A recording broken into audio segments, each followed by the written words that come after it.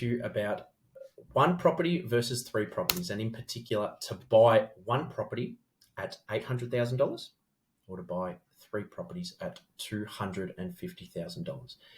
Now, before I get into it, just know this is a conversation that I have with a lot of clients, a lot of people who are wanting to get into the market. It's probably one of the more common questions that I actually do get asked. Why wouldn't you just go buy an $800,000 or $1 million property and just seek the returns of that, as opposed to going out and purchasing 2 to 3 properties with the same amount? Okay, so for this example, we are going to talk about $800,000 property. Okay, and we're just, for simplicity reasons, we're going to talk about it being at a 90% LVR. So that means a 90% loan with a 10% deposit. Okay. Now these are numbers here. These numbers are kind of average numbers. So when I say here, if you see up here, one property at $800,000. Okay. Now, including of the deposit, the LMI, because obviously you pay LMI when you put only a 10% deposit down. Stamp duty, all conveyancing fees, pest and building fees. If you work with the buyer's agent, including in those fees as well, very roughly, but pretty accurate, you're going to spend $130,000 on an $800,000 purchase. So if you just go purchase an $800,000 property, you're going to pay $130,000. Okay. If you then move on to say, no, scratch that, I'm going to buy 2 properties at $400,000 each, so still $800,000 worth of assets, you are going to, that amount that you're actually going to spend is going to be a bit more, obviously, because you've got to pay double the LMI, double the stamp duty, double the conveyancing fees, buyer's agent fees, and all other little fees like that. So the amount actually goes up of how much you pay. Go at it again, 3 properties at $265,000. Again, it's considerably a lot more, $185,000 that you need to throw down, either of your own money or if you're using equity, whatever it is. So one can look at that and say, I'm better off just spending $130,000 because it's less and I've got one asset. That's where another theory comes into place. So I want to break down kind of the benefits of buying 1 versus 3. So it's actually, before I do that, if we go back here, okay, and let's say that you do spend $800,000 on one property. That there means that you are putting 100% of the risk on that one particular property / economy, okay? Meaning you're not diversified with your risk at all, okay? If you go down to the second tier and you're buying 2 properties, that means you've split the risk in half, okay? So obviously with the particular property, and then obviously the economy. What's driving that particular economy in that region? Now, you are paying a premium. You're paying $20,000 extra. However, it's 50% less risk, okay? This is considering that you buy right and you're buying the right type of property in the right area that's going to grow and give you the cash flow, okay? So you're splitting the risk for $20,000. Now, $20,000 on a, say, $400,000 is very minute. And if you kind of put that over a 10-year period, it's $2,000 a year. So very, very minute.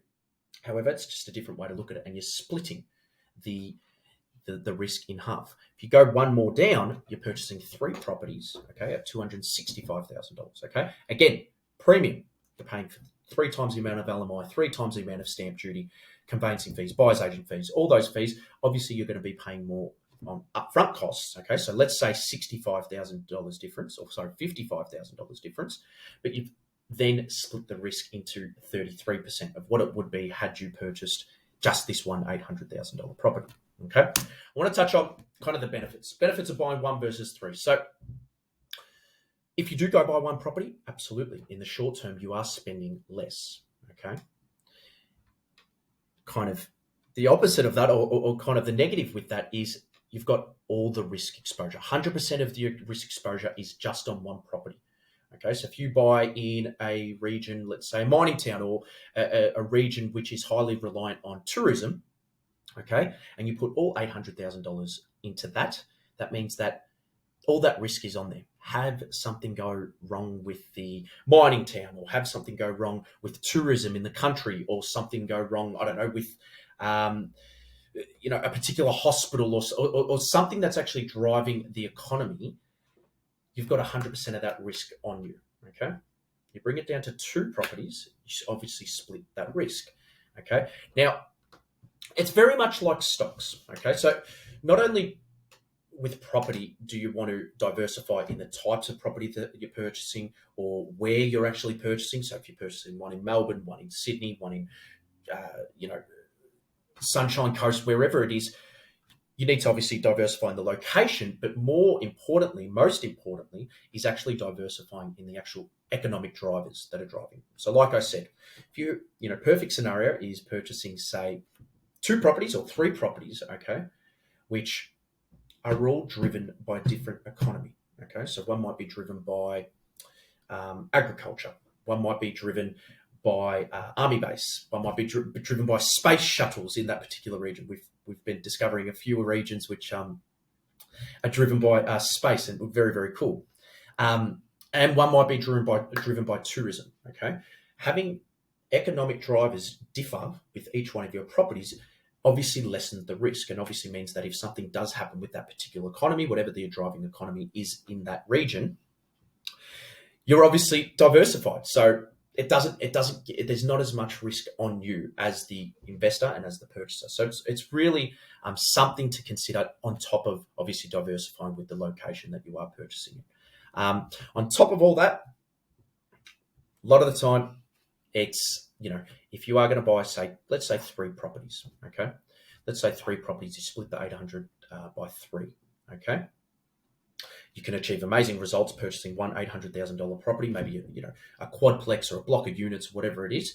That risk is all on that particular property there, and that property, let's say, grows by 10%.